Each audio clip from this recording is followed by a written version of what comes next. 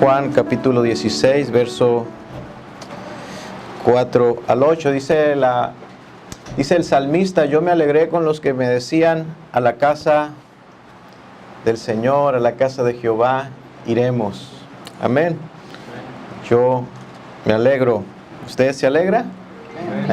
No era solamente el salmista el que se alegraba, sino él se alegraba con los que decían, era un pueblo que estaba alegre, que estaba gozoso, porque era el día de ir al templo, era el día de ir a la casa del Señor, ofrecer los sacrificios, ofrecer las ofrendas, presentarse delante de Él, gozar de Él, de los medios que Dios les había provisto para adorarle a Él. Y eso era antes, cuando lo que se traían eran cosas externas, se traía ofrendas externas, sacrificios externos. Cuanto más nosotros que ahora venimos aquí a poner nuestras vidas mismas, nuestros corazones, nuestros pensamientos en adoración a Dios, y Él los recibe. Eso es grandioso, eso es digno de estar contentos el día de hoy, sabiendo que Dios recibe nuestra adoración por medio de Jesucristo, de aquel Cordero que ya fue inmolado, ya fue sacrificado. Amén. Bien, hermanos, hoy hablaremos un tema que creo que siempre es muy prudente. No necesito yo ser profeta para saber, para asegurar que muchos de los que están aquí hemos llegado cargando con diferentes problemas, situaciones, pruebas. Algunos de los que están aquí, sin ser profeta, repito, no necesito serlo, seguramente están luchando con temores, estén luchando con ansiedades, estén luchando con diversas pruebas, con la amargura, estén luchando con la desesperación para no caer allí. Y alguien dijo que aquel predicador que le predica a los dolidos, a los dolientes, aquellos predicadores que predican a las personas que sufren, esos predicadores nunca tendrán falta de audiencia. Siempre habrá quien escuche ese mensaje. La realidad, hermanos, es que todos tenemos que experimentar pruebas y dificultades. Tenemos que experimentar la realidad de que vivimos en un mundo caído. Estamos en un mundo caído, y la palabra que nuestro hermano expuso la semana pasada fue: en el mundo tendrán aflicción, porque vivimos en un mundo caído en el pecado, sufriendo las consecuencias del pecado. La realidad es que las cosas no son como deberían de ser. ¿Ya se dio cuenta? Ya se dio cuenta que las cosas no son como deberían de ser. Así es que, hermano, no importa si eres rico o pobre, no importa si eres muy joven o eres una persona que está en la tercera edad, no importa si eres soltero o casado, vas a enfrentar aflicciones. Todos vamos a enfrentar aflicciones, esas experiencias que nadie quisiera pasar. Pero las aflicciones son, alguien dijo que las aflicciones eran la experiencia humana más democrática. Todos, pero todos y de todas clases, hombre o mujer, chicos y grandes, ricos y pobres, todos participarán de ellas. El asunto es que, hermanos, muchas veces no reaccionamos ante estas circunstancias de la manera adecuada. No reaccionamos apropiadamente ante las adversidades de la vida. Algunas personas se llenan de amargura cuando enfrentan adversidades. Otras personas viven descontentos, viven frustrados. Otras personas ante las aflicciones lo que hacen es que caen en una profunda depresión. Algunos otros lo que hacen ante las aflicciones es buscar una vía de escape y se enfrascan en los afanes de esta vida para no tener que pensar en las aflicciones. De muchas maneras. Hay muchas maneras de enfrentarlas, maneras que no son apropiadas, hermanos. Y el objetivo en esta mañana de esta enseñanza es que puedas ver una alternativa diferente. Es que veas cómo reaccionaron los discípulos de Jesús ante la adversidad, que te identifiques con esos discípulos que están recibiendo una enseñanza de Jesús, que puedas identificar con ellos en sus debilidades y que puedas también ver a Cristo y puedas hallar consuelo en Jesucristo. Podemos ir al pasaje y leer los versos del 4 al 8 del capítulo 16. Dice la palabra de Dios: mas os he dicho estas cosas para que cuando llegue la hora os acordéis de que ya os lo había dicho. Esto no os lo dije al principio porque yo estaba con vosotros, pero ahora voy al que me envió y ninguno de vosotros me pregunta a dónde vas. Antes, aunque os he dicho estas cosas, tristeza ha llenado vuestro corazón. Pero yo os digo la verdad, os conviene que yo me vaya, porque si no me fuera, el Consolador no vendría a vosotros, mas si me fuere, os lo enviaré, y cuando Él venga, convencerá al mundo de pecado, de justicia y de juicio. Bien, hemos estado estudiando todos este mensaje, último mensaje que Jesús le da a sus discípulos antes de ser arrestado y de ser muerto. Y pudiera resultar contradictorio aquí cuando Jesús le dice a sus discípulos: nadie me pregunta a dónde voy. Podemos recordar que apenas en el capítulo 13, esa misma noche, Pedro le dice en el 13:36, le dice: Señor, ¿a dónde vas? Jesús le respondió: a donde yo voy no me puedes seguir ahora, mas me seguirás después. Pero Jesús dice en el 16, nadie me pregunta a dónde voy. Bien, lo que Jesús está diciendo es que las preguntas que le habían hecho anteriormente realmente no eran con la intención verdadera de saber la voluntad del Padre, saber los caminos que Jesús iba a caminar, sino realmente esa pregunta no provenía de querer tener un conocimiento espiritual, sino más bien provenía de una mente terrenal de estos discípulos. Pedro, cuando le pregunta ¿a dónde vas?, es porque Pedro estaba pensando que Jesús seguía objetivos terrenales. Pedro estaba pensando que ahora que acaban de entrar a Jerusalén y todo el mundo ha esperado a Jesús y le ha vitoriado, y que a la entrada de la ciudad todos gritaban a Jesús: Jesús, Jesús, eres nuestro Rey. Rey, tú eres Rey, Jesús. Esa entrada triunfal a Jerusalén era una entrada donde Jesús venía a poner un reino terrenal. Que Jesús estaba entrando a Jerusalén a establecer un reino terrenal, a arrebatar la ciudad de Jerusalén de manos de los romanos. Pedro tenía una mente terrenal, donde quizás miraba a Jesús como ese rey que iba a levantar ese imperio, un gobierno mundial. Jesús estaba viniendo aquí, entrando a Jerusalén, a establecer su reino, y que ahí en Jerusalén sería la capital del imperio que se extendería a todo el mundo, y que Jesús iba a reinar todo el mundo, y que ellos, que sus discípulos, serían de los principales gobernantes de ese imperio terrenal. Vemos ese mismo patrón de pensamiento en el capítulo 14, verso 5, allá atrásito, porque también Tomás le preguntó: Señor, no sabemos a dónde vas, ¿cómo pues podemos saber el camino? No solo Pedro, sino Tomás y Judas, el que se marchó, y todos ellos tenían un pensamiento de un reino terrenal. Es por eso que Jesús les vuelve a decir: nadie de vosotros me pregunta verdaderamente a dónde vas. Ya viene el tiempo donde seremos separados.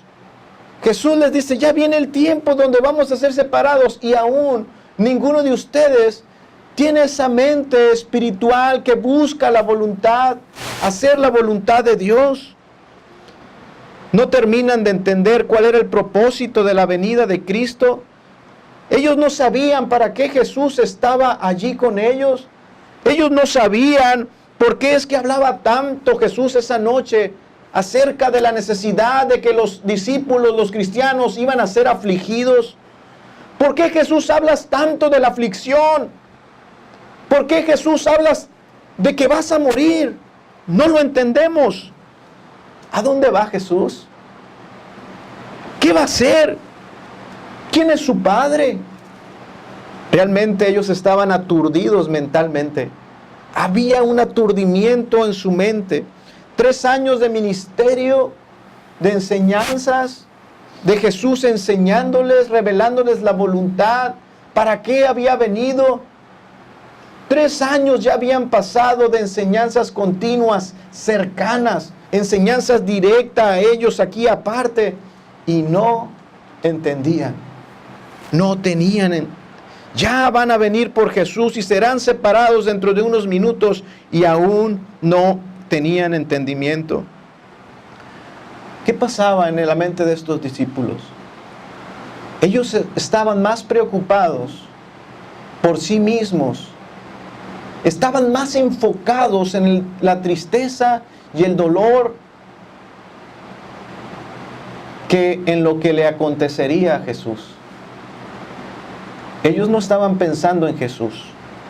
Ellos estaban pensando en que su futuro estaba siendo modificado, en que lo que ellos habían planeado para el futuro, Jesús ahora estaba hablando cosas distintas que no encajaban en sus planes. Jesús les había dicho que tendrían que sufrir, pero no solamente les dijo a ellos, es necesario que padezca mucho de los fariseos y de los escribas y que sea muerto y resucitado. Yo sufriré, pero no solamente sufriré, sino que voy a morir. Y ese mensaje no estaba dentro de los proyectos, de los planes de estos discípulos. No encajaba en sus mentes. A los discípulos lo único que les preocupaba era su propio futuro. Y no pensaban en lo que le vendría a Jesús. Nadie me pregunta a dónde voy. Nadie de ustedes me pregunta a dónde voy yo. Si ustedes están pensando hacia dónde van ustedes, y por eso están llenos de tristeza. Pero nadie se preocupa. Nadie ha preguntado por mi camino hacia dónde yo voy. Hermanos, ese enfoque de estar pensando en uno mismo es realmente lamentable. Cuando una persona solamente se encuentra lamentando su situación, no podrá pensar en los demás y pasará lo que a estos hombres les sucedió. ¿Qué dice la Escritura en el verso 6? Antes, porque os he dicho estas cosas, tristeza ha llenado su corazón. Porque les he dicho que el mundo los va a aborrecer, porque he cambiado sus planes, he cambiado su visión de reino. Oh, ahora ustedes están tristes, porque les he dicho que es necesario que muera y que seamos separados por un tiempo. Tristeza ha llenado su corazón. Porque piensan en ustedes mismos, porque solamente piensan en los planes que ustedes ya tienen en sus corazones.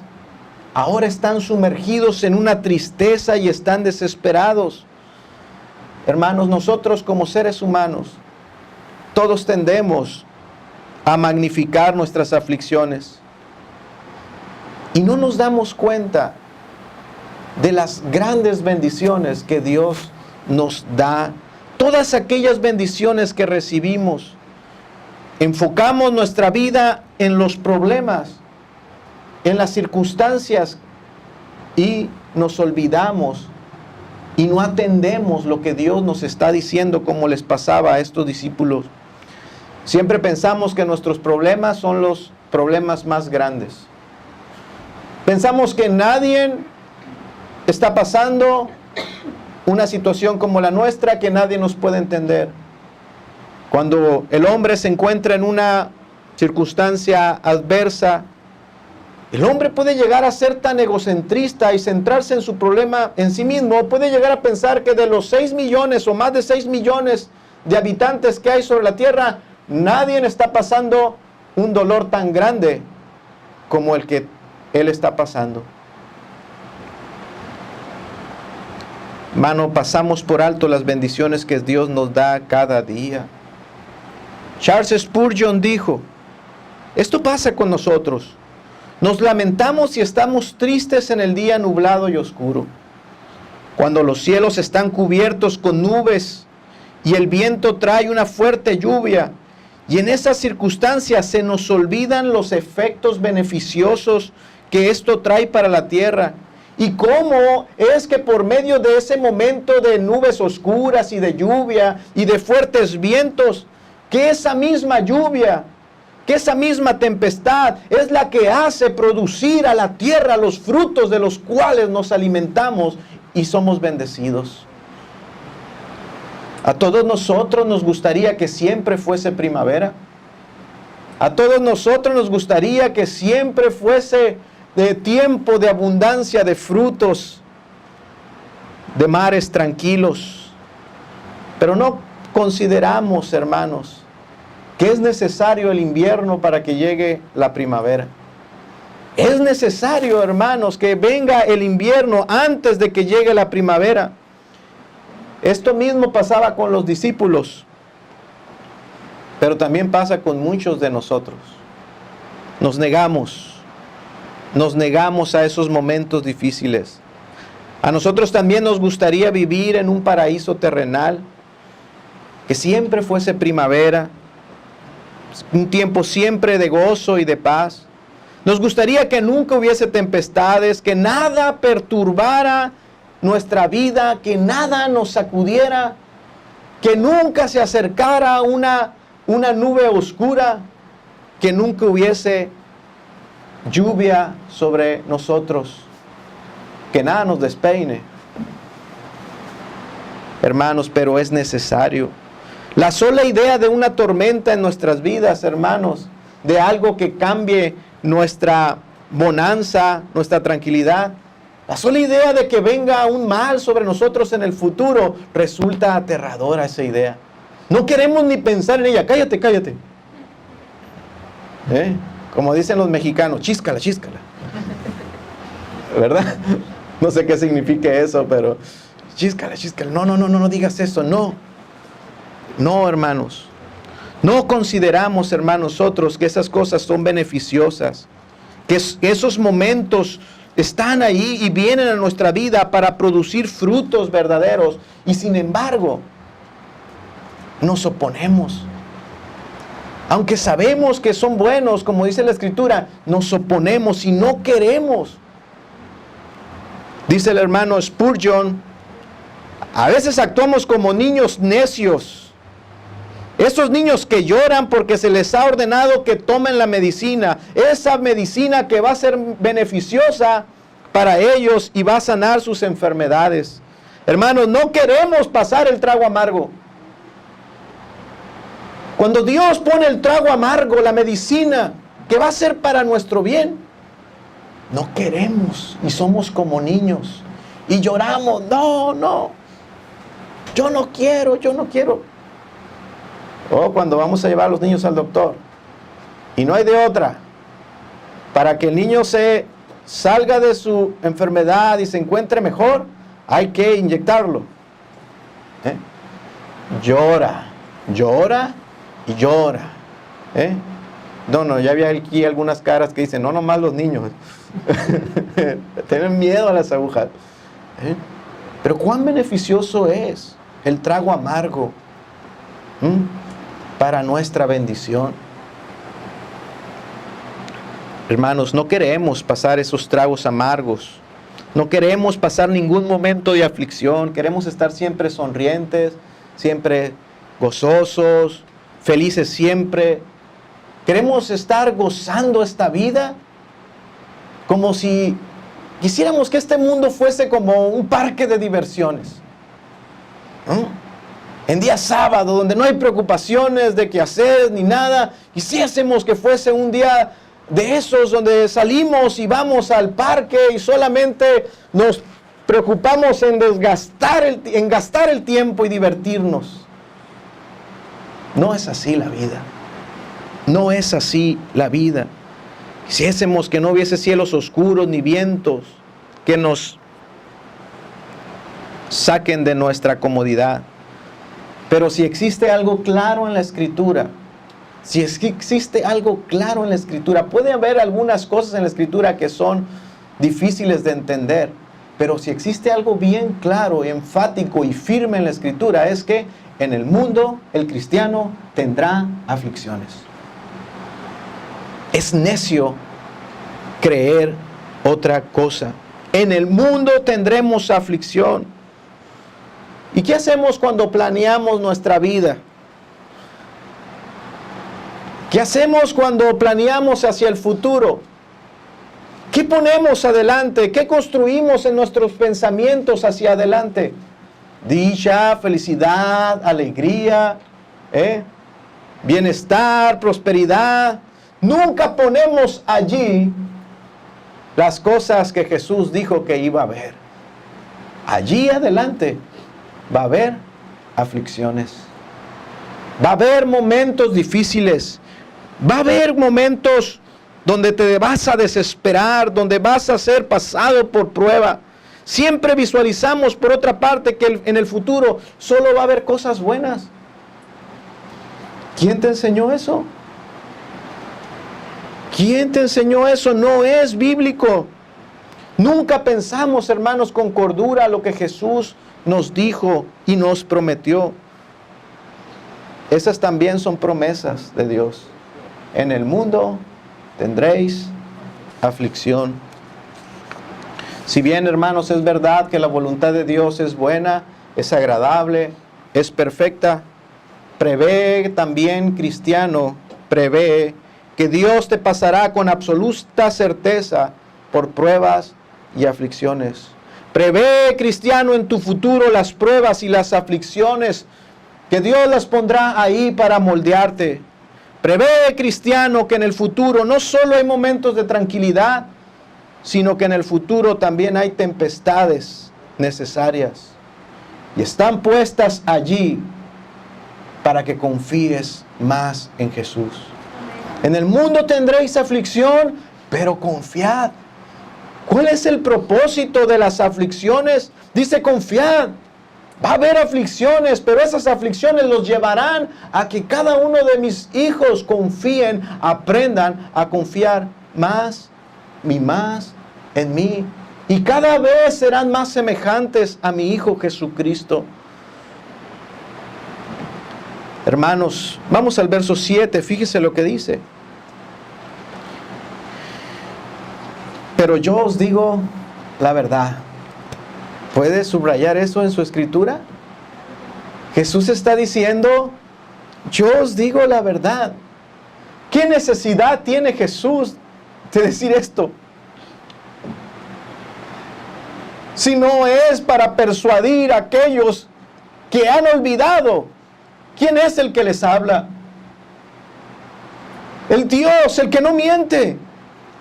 ¿Qué necesidad tenía Jesús de decir, les estoy diciendo la verdad? Eso no ocurre cuando tú sabes que la persona cree totalmente en ti. Uno dice, te estoy diciendo la verdad, cuando sabemos que la otra persona está dudando. Y Jesús hace todo para que sus discípulos entiendan esto. Yo os digo la verdad. Crean. Se los he demostrado.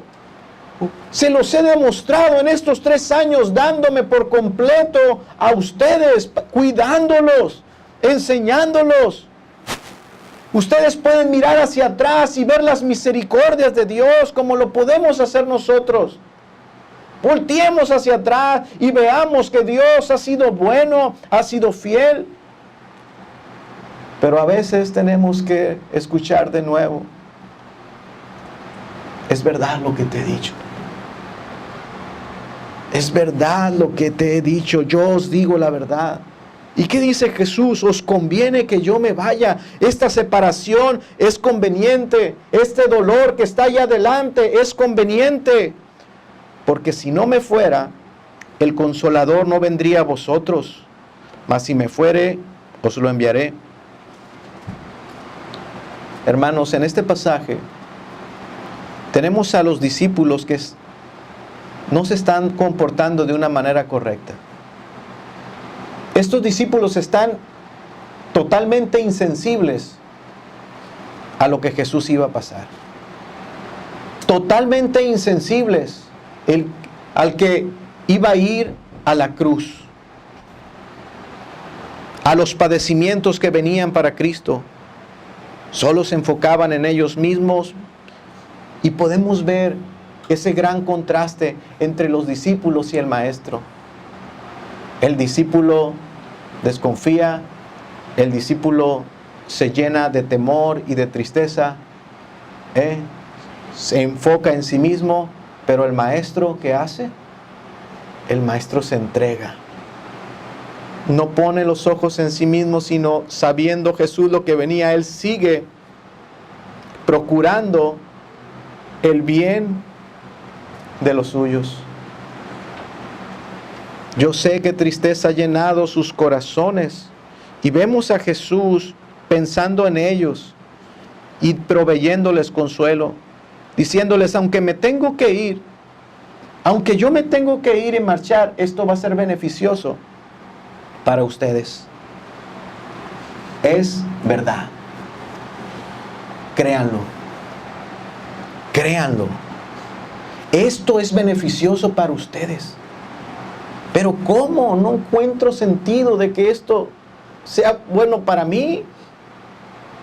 Nuestra separación, Jesús, de ti, que suframos, eso es bueno para nosotros.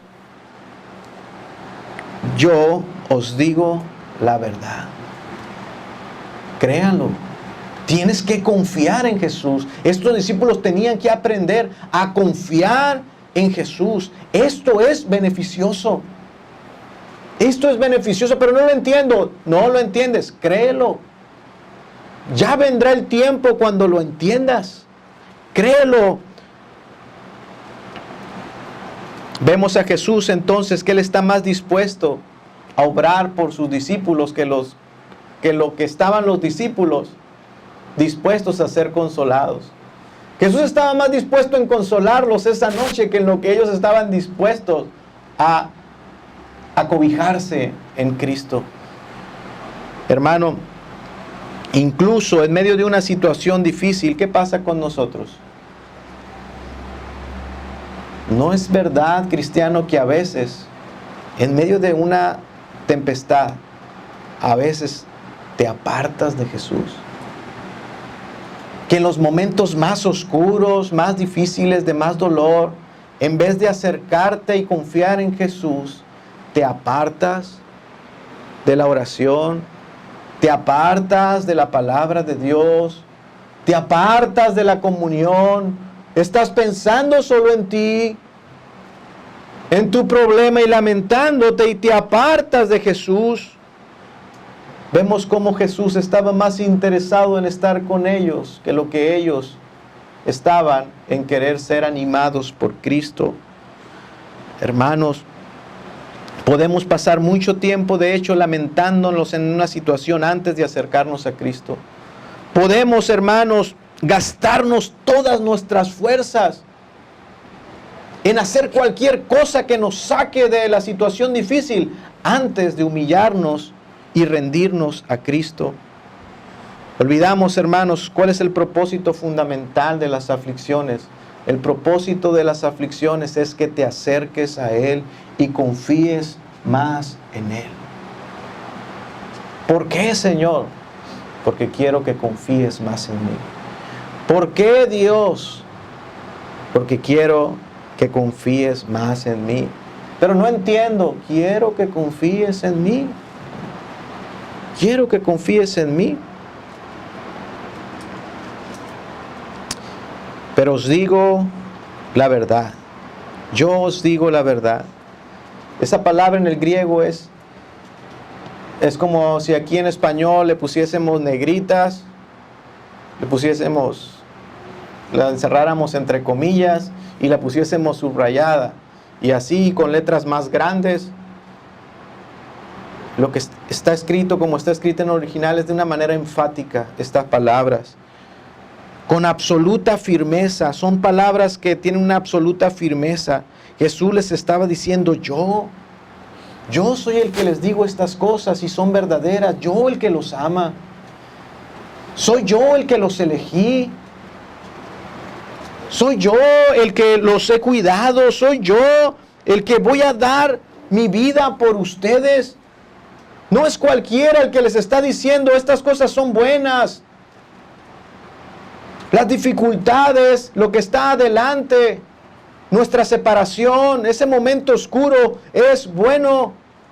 No es cualquiera el que se los está diciendo.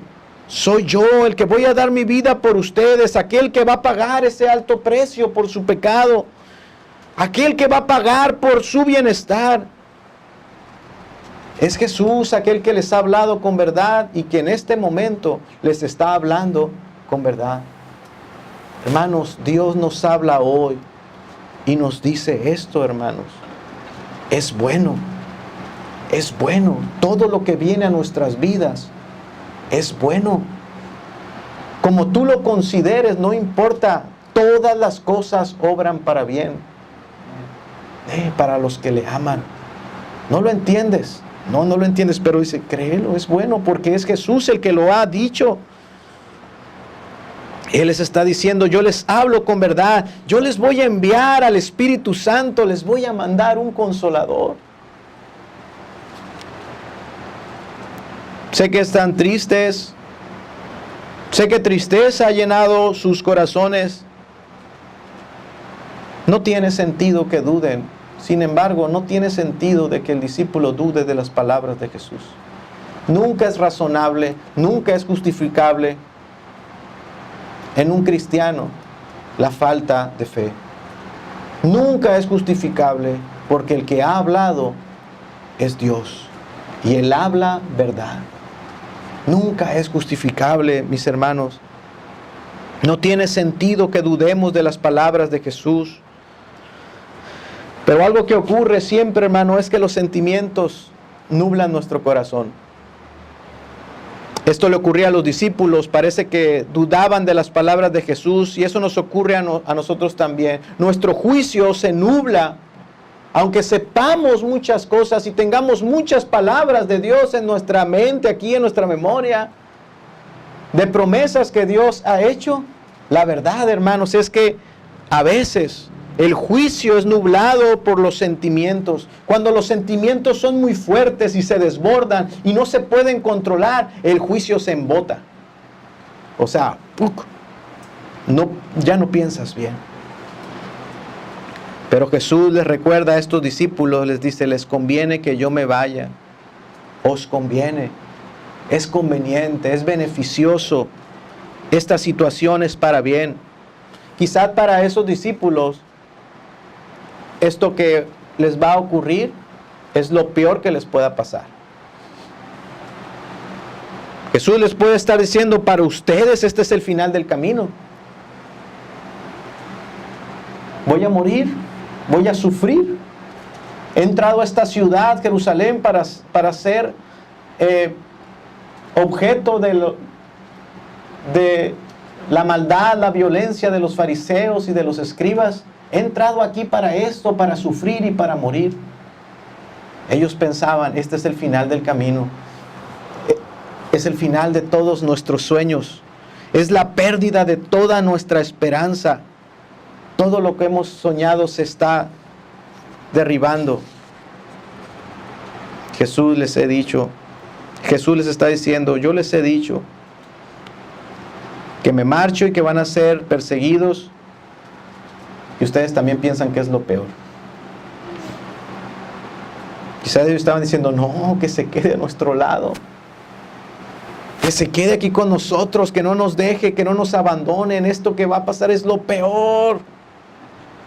En verdad, os digo, dijo Jesús, esto es lo mejor que les podría pasar. ¿Y por qué? Bien, si Jesús no se marchaba, si Jesús no se separaba de ellos, esto significa que Jesús no iría a la cruz. Esa separación implicaba, esos momentos implicaban que Jesús iría primeramente a la cruz. Ese paso que es indispensable para la salvación de los hombres, estaba delante. Ir a la cruz. No podía haber salvación si Jesús no se separaba de sus discípulos e iba a la cruz. Les conviene que me vaya, porque iré a la cruz y pagaré por sus pecados. Es beneficioso para ustedes. Ustedes quieren mi presencia física y momentánea, pero eso que ustedes ven como el final del camino es el inicio de la vida eterna para ustedes. ¿Se da cuenta? Una mente celestial y una mente terrenal. Les conviene que me vaya porque iré a la cruz y sin cruz nadie se va a salvar. Ustedes piensan en ustedes. Yo pienso en ustedes y en todos los que vendrán a esta salvación gloriosa. Conviene que Jesús se separara de ellos y que estuviera ese momento difícil adelante, pues Jesús además iría al Padre. Jesús volvería al trono de gloria.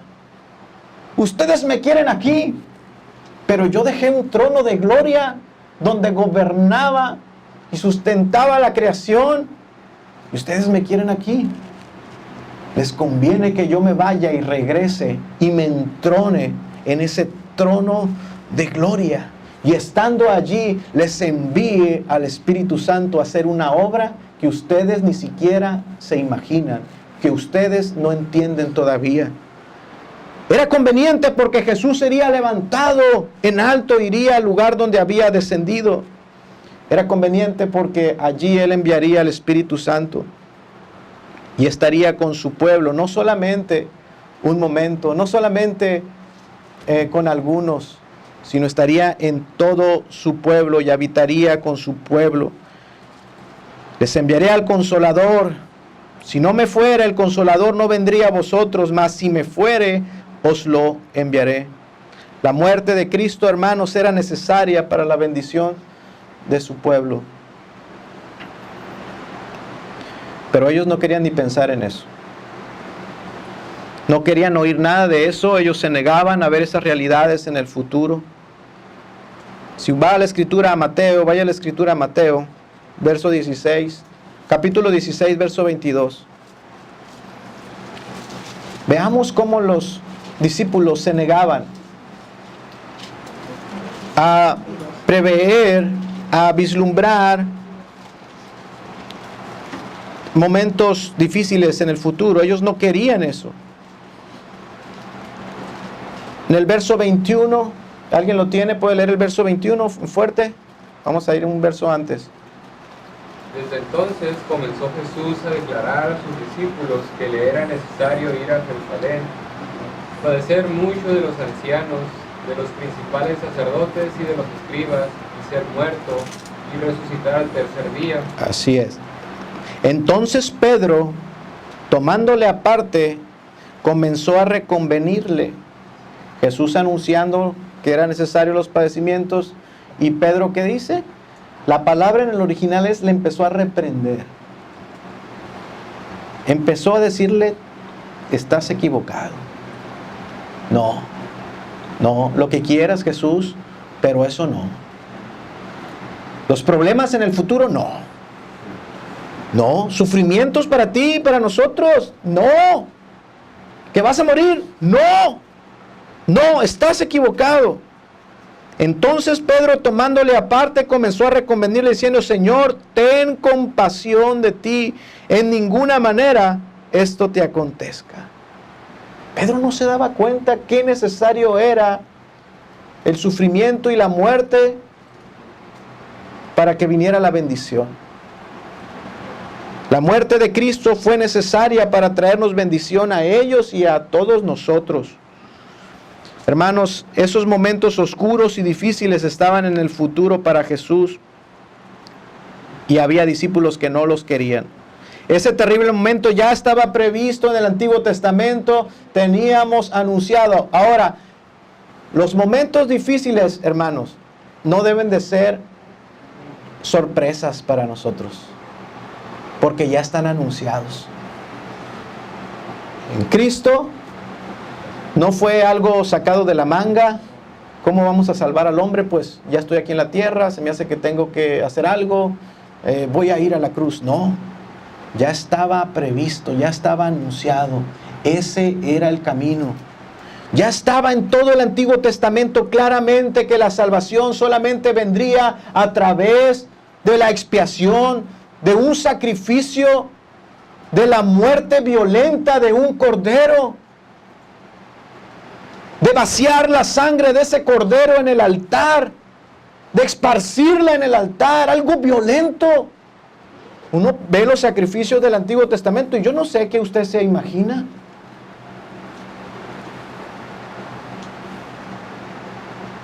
Algo bonito. Degollar a un cordero. Tomar toda su sangre y esparcirla. Algo sangriento. Luego tomar el animal, prender fuego y quemarlo. Era una muerte violenta para el animal.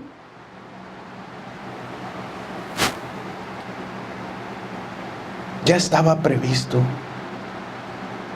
que no iba a ser nada fácil la salvación de los hombres. He aquí el Cordero de Dios que quita el pecado del mundo. Y ahí está el Cristo. Y sus discípulos pensaban, aquí está el rey que viene con espada a sacar a los romanos y darnos toda la prosperidad que queremos. Este Cordero que vino a quitar el pecado del mundo, vino a sufrir la muerte más violenta que pueda haber, a derramar y esparcir su sangre. Entró a Jerusalén a ser destrozadas sus carnes. Ya estaba, hermanos, escrito. No debe de ser sorpresa, cristiano, los sufrimientos para ti. Ya estaban previstos para ti. Ya estaban escritos ahí. Toda circunstancia, situación difícil, ya estaban allí preparadas para ti. Todos esos momentos oscuros que has pasado, que estás pasando, o los que vas a pasar, ya están allí para ti, preparados para ti. No son una sorpresa, no te deben de sorprender, hermano. Si Jesús no muere por los transgresores, todos seguirían bajo la ley de Moisés y todos serían culpables. Si Jesús evade el momento tortuoso de la cruz, todos seguiríamos tan culpables. Todos seguiríamos bajo el juicio de Dios.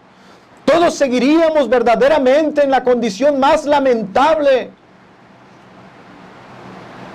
Aunque vivas riéndote y gozando de riquezas, prosperidad y paz en esta tierra, llegaría el momento donde serías juzgado y serías condenado, hombre pecador. Era necesario su muerte, su sufrimiento momentáneo para Jesús, para poder llegar a ser nuestro gran Salvador, nuestro gran Redentor. Y no solo eso, sino para que tú y yo pudiésemos ser participantes de una naturaleza divina. Él enviaría al Espíritu Santo,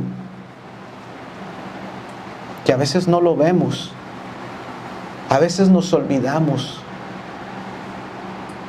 Emmanuel, Dios con nosotros. Dios ahora está en nosotros. Él cumplió su promesa y envió a su Espíritu Santo, y ya no está con 11 ni con 12, ya no está en una ciudad, ya no está en una nación. Ahora Él está en toda la faz de la tierra donde se encuentre un cristiano. Allí está Él y toda su naturaleza divina en los corazones de esos hombres. Él está aquí. Dios está contigo. Él cumplió su promesa, era beneficioso porque enviaría al Consolador a estar con nosotros. Les conviene que yo me vaya. Oh, porque cuando estaban los discípulos en aquella barca y estaba la tormenta que azotaba la barca, y no tenían a la vista al Jesús físico, no tenían ante sus ojos a Jesús, sus sentimientos, sus cualidades sensitivas, sus ojos no lo podían ver, no lo podían palpar porque Jesús no iba en esa barca. Cuando la presencia física se alejó de sus ojos, ellos temieron y dijeron: no, vamos a perecer, vamos a morir. ¿Dónde está Jesús? Si Jesús estuviese con nosotros. Porque no vieron la presencia física de Jesús. Oh, cristiano, tú no tienes por qué temer. Porque aunque no lo ves físicamente, aunque no lo palpamos con nuestras manos, Él habita con nosotros. Él está en nosotros por medio de su Espíritu Santo. Él está allí. Hermanos, tengan ánimo. No tengan miedo. No teman en medio de la prueba. Dios está con nosotros. Qué conveniente fue que Cristo fuera a la muerte y no evadiera estos momentos. Nadie, hermano, de nosotros tendría hoy luz. Seguiríamos morando en tinieblas sin entender nada de su santa palabra. Nadie de nosotros pudiera entender el Evangelio. Seguiríamos sin entendimiento. ¿Dónde vas? ¿Quién eres? ¿Dónde estás? No tendríamos esperanzas. No quedaría más remedio que hundirnos y hundirnos y hundirnos en nuestros temores. Pero convenía que Él se fuera, porque enviaría al Espíritu Santo, aquel que nos daría luz en medio de la tormenta. Aquel que haría huir las tinieblas de nuestro entendimiento para poder ver el Evangelio, para poder conocer el plan de Dios, qué fue lo que Él hizo y qué papel nosotros jugamos en esta gran historia de la redención. Y ahora entendemos. Y la barca se mueve, y la barca es azotada, y la barca parece que se va a derribar. Pero sabemos que Dios con nosotros está. Y sabemos que llegaremos a buen puerto, porque sabemos que Él está aquí con nosotros. El Dios Todopoderoso, qué conveniente fue su muerte, porque por ella nos hizo participantes de esa naturaleza divina, y hoy su Espíritu está con nosotros. Vislumbramos las glorias del Evangelio y podemos estar firmes en la esperanza del Evangelio. Oh, ¿quién vislumbró? ¿Quién anunció? En el Antiguo Testamento, ¿quién profetizó una redención fácil para los hombres? Nadie. Ninguno de los santos hombres de Dios, ninguno de los profetas de Dios nos anunció una redención fácil. Se nos anunció solamente el Cordero inmolado, el sacrificio ritual, esa ofrenda que se ofrecería a Dios. Se nos anunció de un siervo, como lo decía Isaías, el siervo de Jehová. Dios enviaría a su propio Hijo, su Hijo amado, para morir en lugar de los pecadores. No fue nada fácil ni para el Padre ni para Jesús.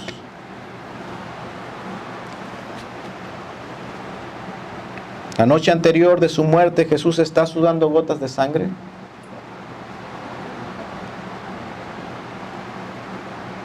Considera eso, cristiano. ¿Cuánto sufrió Jesús para que hoy tú seas participante de la naturaleza divina y que creas? Os digo la verdad, es conveniente. ¿Cuánto sufrió Jesús esa noche antes de ir a la cruz? Sudando gotas de sangre, estaba sufriendo, percibiendo todo el sufrimiento de su ejecución. Jesús no era inmutable en sus sentimientos. Hay quienes piensan, bien, era Dios. ¿Sufrió porque quiso?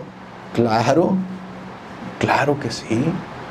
Voluntariamente se hizo hombre y sufrió en todo su ser los padecimientos. Sufrió terriblemente antes y durante su ejecución. No es bíblico, hermanos, entonces, cuando alguien te dice que ante una situación difícil tú debes de permanecer estoico, permanecer inmutable ante las adversidades. No, tú no debes de sentirte así. No es bíblico. Tú no debes de angustiarte. Eso no es bíblico. No es bíblico. Tú debes de ser como si no pasara nada. No fue así con Jesús. La verdad es que existen muchísimas cosas que nos afectan y nos tocan nuestras emociones. Pero uno, hermano, siempre debe saber en quién confía para no desesperarse.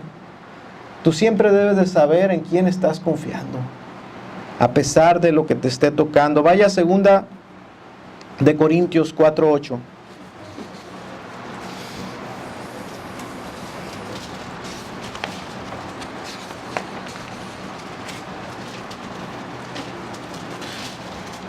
Espero que me aguanten esta mañana porque vamos despacio. 2 de Corintios 4:8. Estamos, ¿lo tienen ahí? Estamos atribulados en todo, mas no angustiados. En apuros, mas no desesperados. Estamos perseguidos, mas no desamparados. Estamos derribados, pero no destruidos. El apóstol, el hombre de Dios, hermanos, no está negando las experiencias de la vida. Él está diciendo, tribulaciones estamos pasando, apuros verdaderos estamos pasando, estamos verdaderamente siendo perseguidos y estamos derribados. Experiencias verdaderas. El apóstol entendía que en esta vida, hermanos, nosotros somos vasos de barro, débiles. La Biblia dice que somos vasos frágiles, vasos de barro, que nos afectan todas las cosas a nuestro alrededor. Nos afectan, hermanos. Sabemos que las aflicciones nos hacen sufrir y nos hacen padecer, pero sabemos en quién hemos creído.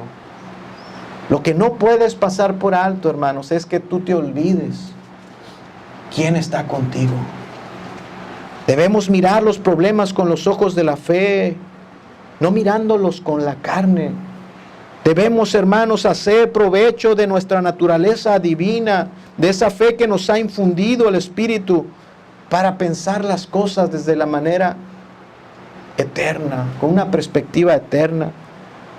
Mira cómo Dios siempre tiene dominio absoluto sobre toda la creación, y considera, hermanos, que ese mismo Dios es el que permite que sus hijos pasen por situaciones difíciles. Pero decía el canto que cantamos ahorita, si Él cuida de las aves, cuidará también de mí. Si Él cuida de las aves, va a tener cuidado de mí. No siempre va a ser igual de fácil tener el sustento, pero tenemos la confianza de que siempre lo habrá. Dios siempre nos va a sustentar, hermanos. Cuando pasamos por aflicciones, el sufrimiento no se quita. ¿Escuchó? ¿Qué dices, predicador? Sí. Cuando es tiempo de aflicción, el sufrimiento no se quita. No pasó a Jesús. Eso no le pasó a Jesús. Cuando pasó Jesús, cuando era el tiempo de ir y padecer e ir a la cruz, su dolor era verdadero. Los golpes eran verdaderos, la sangre era verdadera. El dolor era real. Era el tiempo de aflicción. Hermanos, pero sí sabemos, hermanos, que cuando pasamos por aflicciones vamos a tener el consuelo de Dios y vamos a estar firmes. No vamos a ceder.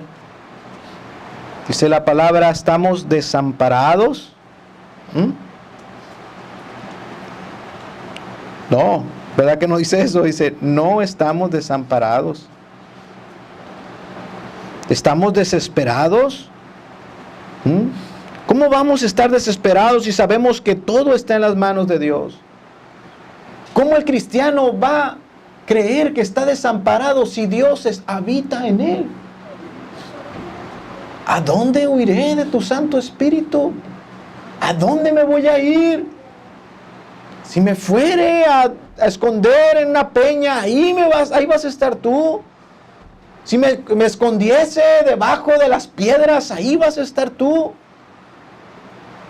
¿A dónde vas a ir, cristiano, que no esté tu Señor contigo?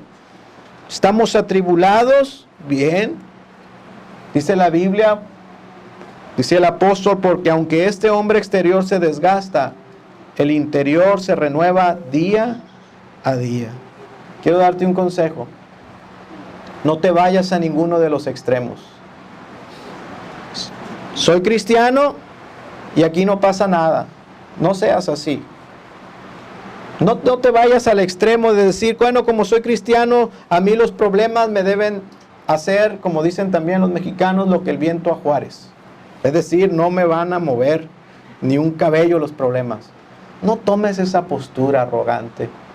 No fue así con tu Señor. No seas soberbio. No pienses eso. Prevé aflicciones y ruega al Señor para que Él te sostenga en medio de tus aflicciones. Pero tampoco tomes el otro extremo. No tomes el extremo de irte y desesperarte y pensar que tus problemas son el fin del mundo. ¿Ok? ¿Me voy a morir? No, de esta no salgo. Esto es el fin de todo, Señor, llévame ya, llévame ya. He escuchado personas así. Están desesperadas. No, algunos se ríen, pero cuando la persona está pasando una situación difícil, llega a pensar, Señor, ya llévame. Pero ese es un extremo. Cristiano, confía en el Señor. Descansa en Él y que Él haga su voluntad.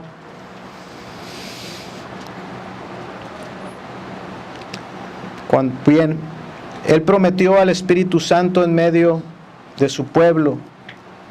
Es aquí, hermanos, en medio de este momento difícil cuando el Espíritu Santo es enviado. El Espíritu Santo será enviado para asistir a su pueblo en medio de la aflicción. En el mundo tendréis aflicción. Bien, pero no van a estar solos. Yo les voy a enviar al Consolador, al Espíritu Santo. Y esa es una buena noticia que Jesús cumplió. Vaya a Hechos, capítulo 2. Verso 33.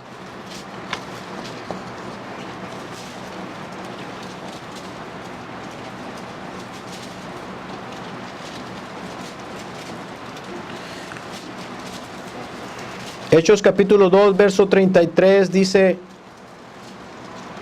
aquí está la promesa cumplida. Así que, exaltado por la diestra de Dios, exaltado una vez Jesús fue ¿qué? Exaltado una vez que Jesús asciende a la diestra de Dios. ¿Qué pasó? Habiendo recibido del Padre la promesa del Espíritu Santo, ha derramado esto que vosotros veis y oíd. ¿Cumplió? Cumplió. Porque el que habla ese es verdadero. Él cumplió que iba a enviar la promesa del Consolador a la tierra. Él murió y fue levantado a los cielos. ¿Alguien tiene alguna duda de esto? ¿Algún cristiano puede dudar? Aún en medio de las aflicciones nosotros no dudamos que Dios está en el cielo. Cuando hay una persona angustiada, esto no se lo cuestiona. Él sabe que Jesús está en el cielo. No, Jesús resucitó y está en el cielo, pero sí dudamos de que su espíritu está aquí. Pero el creyente sí duda, no cuestiona que Jesús esté reinando en el cielo. Lo que cuestiona es si el Espíritu de Dios está allí para él, para consolarlo, para ayudarlo, para fortalecerlo. Cuando perdemos, hermanos, la conciencia de que Él envió al Espíritu Santo, hermanos, entonces estamos en gran angustia. Él ahora está con nosotros. Él ahora está con nosotros. Él recibió la promesa del Espíritu Santo y la ha derramado sobre nosotros. Él está aquí. Él está contigo. Tenemos evidencias de ellos. ¿Quieres evidencia? Hoy tú estás aquí, hermano, solo porque el Espíritu Santo ha hecho una obra en tu vida. ¿Quieres evidencia? Has llegado a conocer a Jesucristo solo porque el Espíritu Santo te lo ha revelado. ¿Quieres evidencia? Hermano, ¿estás vivo espiritualmente? Solo por el poder del Espíritu Santo para levantarte de los muertos. Porque estabas muerto y fue el poder del Espíritu Santo quien te trajo a la vida espiritual. ¿Quieres evidencia, cristiano, de que Él está contigo? Hoy estás aquí y estás conociendo más de Cristo. Y no es de tu buena voluntad. Es el Espíritu de Dios quien te guía a toda verdad y a toda justicia. Él es el que pone el querer y el hacer en ti. Hoy te levantaste y dirigiste tus pies a la casa del Señor solo por la obra del Espíritu Santo. ¿Quieres evidencia? Hoy puedes, hermano, ser consolado por la obra del Espíritu Santo, quien te puede infundir fe y quien te va a recordar sus promesas. Hoy seguimos de pie solo porque el Espíritu Santo nos recuerda las promesas de este Evangelio. Hoy miles de cristianos están sintiendo, hermanos, el mismo consuelo que tú estás recibiendo. Alrededor de todo el mundo hay miles y miles de cristianos que están siendo consolados por medio de la palabra. En el día del Señor, recibiendo el consuelo del Espíritu de Dios. Nadie tiene la presencia física de Jesús hoy mismo. Pero eso es muchísimo mejor porque en esa misma noche en la que tú estás llorando, muchos de tus hermanos también están siendo consolados.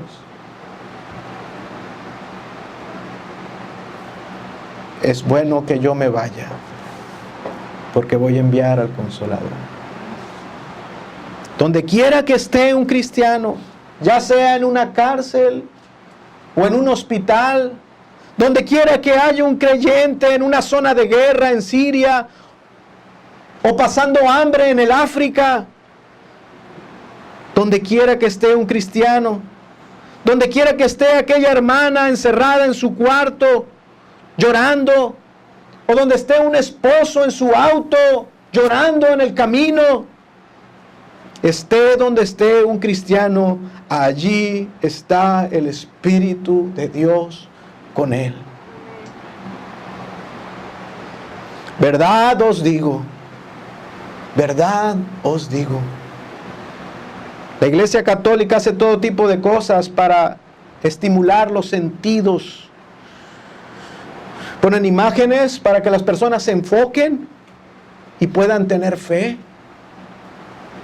Llevan pequeños cristos colgados en el cuello o en sus bolsas, rosarios, objetos para estimular la fe. Ponen grandes imágenes en sus templos para decir que Dios está en el templo. Pero tristemente los evangélicos también hacemos cosas similares. Muchos de los evangélicos hacen exactamente lo mismo. Inventan cualquier cantidad de cosas para estimular los sentidos. Tuviésemos una batería y un piano tocando acordes melosos, dulces. Si pusiésemos luces para crear una atmósfera espiritual, entonces la fe del pueblo crecerá.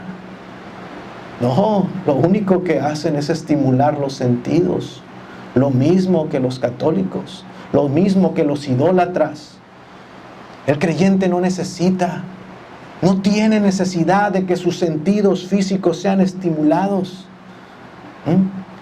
El creyente, para salir y seguir adelante, necesita solo una cosa: fe. Fe, y la fe viene por el oír la palabra de Dios. Hermano, Dios está con nosotros y no necesitamos que nuestros estímulos sean manipulados, sean movidos. Dios está contigo y no necesitas una reunión especial, un domingo especial. El canto que te gusta y no te lo pusieron este domingo. ¡Oh! Y tanto que lo necesitaba hoy. ¡No! Necesitas fe. Y el Espíritu Santo infunde esa fe en ti y la acrecenta en ti por medio de la palabra.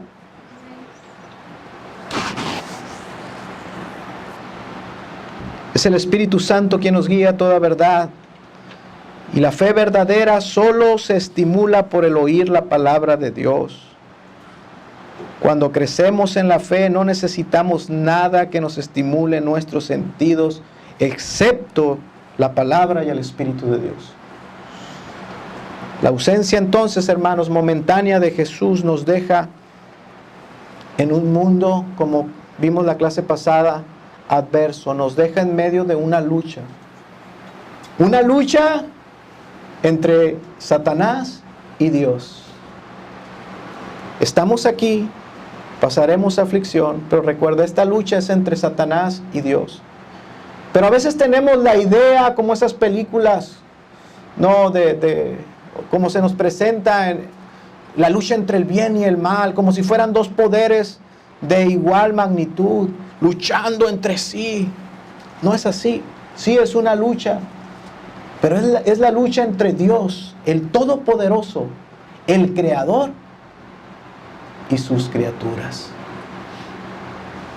¿Será igual? Satanás, un ser creado. Los demonios, un ser creado. Creado por Dios. Es una lucha que ya ha sido ganada. Una lucha que ya ha sido ganada y estamos aquí en medio de ese mundo gobernado por Satanás, pero no es nuestra lucha contra Satanás, es Dios y Satanás. Una lucha que ya se ha ganado. Nosotros hoy no tenemos los milagros portentosos de los apóstoles, quisiéramos tenerlos, ¿verdad? Quisiésemos enfrentar la lucha cuando alguien enferma y tener la certeza que va a ir el hermano y lo va a levantar. Nosotros no tenemos ese poder ahora. No hubiese ningún muerto. Si tuviésemos ese poder para levantar a los muertos, no murieran nuestros seres queridos. No tenemos ese poder que estaba con los apóstoles, ni lo necesitamos ya, hermanos. No lo necesitamos porque tenemos al Espíritu Santo. Y el Espíritu Santo, hermanos, sigue haciendo milagros. Él sigue convirtiendo los corazones. Él sigue dándole vista a los ciegos. ¿Cuántos eran ciegos de los que estaban aquí? De los que estamos aquí. Todos aquí habemos gran cantidad de ciegos, sanados por el poder del Espíritu Santo. Leprosos. El Espíritu Santo sanó la lepra. ¿Cuántos leprosos? Aquí estamos. Leprosos. Hedíamos de nuestro pecado. Sigue levantando muertos. Ya de días. Y Él nos levantó de entre los muertos, incapacitados, y Él nos ha habilitado. Él sigue haciendo la obra en nosotros, hermanos. Dios sigue haciendo milagros. Dios sigue haciendo milagros, no estimulando sentidos. Dios sigue haciendo esa obra.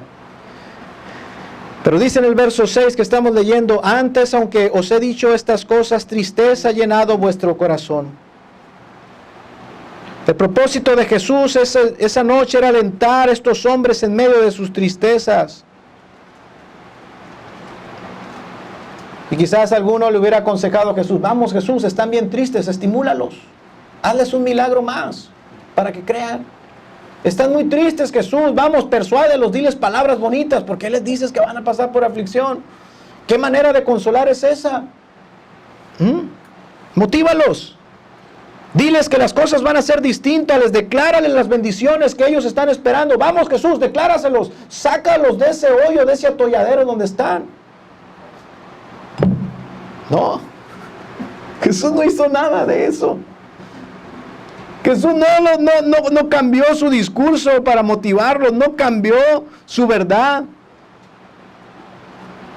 Jesús iba a confortar sus corazones para que pudieran resistir en el día malo. Y Jesús hizo lo que tenía que hacer. Les dio su palabra. Les doy mi promesa de que esto no es lo peor que les pueda pasar. Les doy mi promesa de que les daré un consolador y que no van a estar solos. Crean. Jesús está haciendo todos para prepararlos para lo que vienen. Pedro y los demás discípulos flaquearon. Jesús los quería preparar. Y para preparar al cristiano hay que darles la palabra de Dios. Si tenemos la certeza que delante va a haber pruebas, tribulaciones, va a haber momentos difíciles, ¿qué debe de hacer un pastor, un ministro de Dios? Prepara a tu pueblo para ese momento. ¿Cómo? ¿Mintiéndoles? ¿Diciéndoles que son los campeones y que cuando lleguen ellos van a hacer como que nada les pasa y que el problema va a venir y lo van a superar fácilmente? ¿Con mentiras? ¿Adulándolos? ¿O preparándolos como lo hizo Jesús? En el mundo tendréis aflicción, pero va a venir el poder del Espíritu Santo y van a estar preparados. Vemos a Pedro como él, antes de recibir el Espíritu Santo, le niega 3 veces. Y el resto de los discípulos, ¿qué pasa con ellos? También lo abandonan. Vemos nosotros entonces, hermanos, que antes de que se cumpliese la promesa, los dones de todos los discípulos estaban muy débiles. Los discípulos ya habían hecho milagros, ¿recuerdan? Ya tenían algunos dones, ya habían hecho algunos milagros, ya habían ido a predicar, ya habían expulsado algunos demonios. Pero cuando llegó la promesa del Espíritu Santo, Pedro da un discurso y en su primer sermón se convierten más de 3,000 personas. Os conviene que me vaya. Os conviene que me vaya. Cuando me vaya yo voy a enviar al Espíritu Santo que va a convencer de pecado, de justicia y de juicio. Cuando ustedes abran la boca, el Espíritu Santo va a obrar a través de esa palabra y va a traer convicción de pecado a los hombres. ¿Qué pasó? ¿Por qué se convirtieron 3,000 personas con un solo sermón? Pedro se volvió más inteligente. Pedro terminó su seminario de teología reformada. Pedro, ¿qué hizo? Pedro terminó su curso de homilética y ahora dio un sermón más elocuente. ¿Qué hizo que se convirtieran 3,000 personas, más de 3,000 personas? El Espíritu Santo. No fue Pedro, fue la llegada del Espíritu Santo que ahora estaba obrando allí. Que no fue Pedro, hermano, díselo enseguida, no fue Pedro, fue el Espíritu de Dios. La promesa cumplida. No fue, hermanos, hasta que descendió el Espíritu Santo cuando se convirtieron miles y miles de personas. Fue hasta que cuando Cristo subió y reinó en gloria y hasta que fue enviado el Espíritu Santo a convencer a los hombres de pecado. ¿Sabe usted que Jesús no viajó muchos kilómetros en todo su ministerio? Su evangelio, las predicaciones que él dio estuvieron en una zona muy limitada. Uno piensa, no, su ministerio fue muy pequeño geográficamente. Pero cuando él se marchó, cuando él abandonó a sus discípulos, que les fue muy difícil, ¿verdad? Y Él ascendió en gloria, vino el Espíritu Santo y el Evangelio se esparció por todo el mundo. Todo el mundo. ¿Qué es mejor, cristiano? ¿La presencia física de Jesús o que Él esté obrando ahorita en todo el planeta? Y esté consolando, esté redarguyendo a los pecadores, esté consolando a los cristianos, esté fortaleciendo a sus ministros, esté trabajando hasta que el último de los pecadores se convierta, hasta que el último elegido de Dios venga al conocimiento de Dios. ¿No es muchísimo mejor? El profeta Joel lo había anunciado y se cumplió después de la venida de Cristo. Joel capítulo 2, verso 28, ya voy a terminar. Y después de esto, capítulo 2, verso 28. Y después de esto derramaré mi espíritu sobre toda carne, y profetizarán vuestros hijos y vuestras hijas, y vuestros ancianos soñarán sueños, y vuestros jóvenes verán visiones, y también sobre los siervos y sobre las siervas derramaré mi espíritu en aquellos días. El profeta Joel lo anunció y se cumplió después de que Cristo ascendiera y Él enviara su Espíritu Santo. La presencia del Espíritu, hermanos, ahora es mucho más indispensable que la presencia física de Jesucristo. Lo necesitamos tanto y Él está con nosotros. Dios vino a habitar con los hombres. Dios ha venido a habitar con los hombres. Dios vino no temporalmente a estar con su pueblo en un lugar físico y temporal, sino Él vino, hermanos, a habitar con nosotros. No ya en un tabernáculo de pieles ni en un templo. Él viene a habitar siempre, para siempre en los corazones de su pueblo. ¿Crees que Cristo reina en gloria? Bien haces, cristiano. Cree también que eres morada del Espíritu de Dios desde ahora y para siempre. ¿Crees que Cristo murió por tus pecados y ahora reina en gloria y tiene dominio absoluto? Bien, cercano está Dios de los que le aman. Cercano está Dios. Él ha enviado a su Espíritu Santo y está con nosotros, hermanos. Así es que Él nos capacita para antes de la batalla. Aquí podemos saber tres clases de personas. Personas que están viviendo un tiempo sin tormentas. Prepárate. Escucha esta palabra y prepárate. Ármate ten armas para el día malo. Que Él te capacite en esta mañana para el día que te toque enfrentar la prueba. Ármate, lleva estas armas y afílalas en tu casa, medita en ellas y tenlas listas para cuando venga el día malo. Pero también puede haber aquí aquellos que están bajo la noche oscura, siendo golpeados y azotados. El Espíritu Santo a ellos también les consuela en medio de la prueba. Trabaja en todos. Trabaja en todos nosotros. Y también el Espíritu Santo después de la prueba, Él es el que nos infunde el gozo. El gozo y la alegría para disfrutar después de la prueba. Hermanos, entonces, busquemos al Espíritu Santo. Busquemos ese consuelo del Espíritu de Dios. Afirmámonos en nuestra fe y recordemos, hermanos, atribulados en todo, mas no angustiados, en apuros, mas no desesperados, perseguidos, mas no desamparados, derribados, pero no destruidos. Amén. Vamos a ponernos de pie y vamos a dar gracias.